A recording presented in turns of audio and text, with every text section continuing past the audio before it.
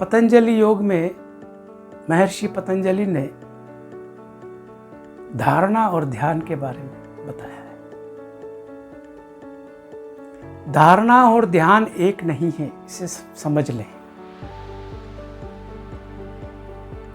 धारणा का अर्थ है किसी एक वस्तु के प्रति, या गुरु हो या इष्टदेव हो या कोई भी एक पर्टिकुलर ऑब्जेक्ट है, उसके प्रति अपना पूरा ध्यान समेट करके उस एक पर टिका देना, यह है धारणा। मन हमारा बहुत विचलित होता है, जगह जगह भाग रहा है, इधर दौड़ रहा है, उधर दौड़ रहा है, ये सोच रहा है, वो सोच रहा है, हजारों विचार मन में चल रहे हैं। अब उन सब विचारों को समेट करके, अपने ध्यान को समेट करके उस एक बिंदु पर आ जाना धारणा है। चाहे वो गुरु हो सकता है, चाहे आपका इष्ट देव हो सकता है, या कोई भगवान की मूर्ति हो सकती है, या आपके माता पिता हो सकते हैं, कोई भी हो सकता है। पर वो एक बिंदु पर ला करके अपने ध्यान को टिका देना धारणा है।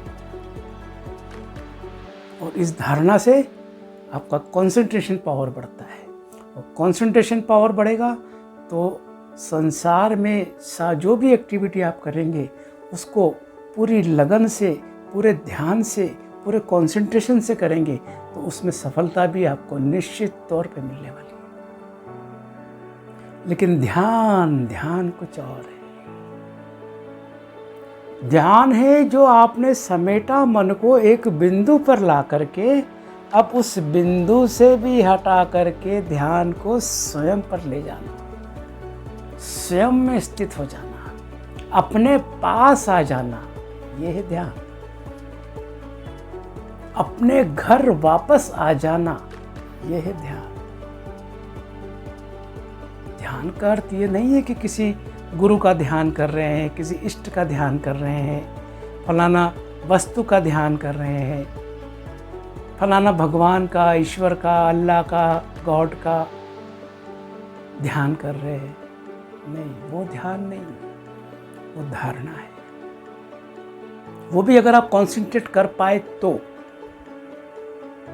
वरना ध्यान सब जगह से अपने आप को समेट करके मन की शक्ति को केवल केवल केवल केवल अपने तक ले आना, अपने स्वयं तक, अपने भीतर स्वयं तक ले आना, वो है ध्यान।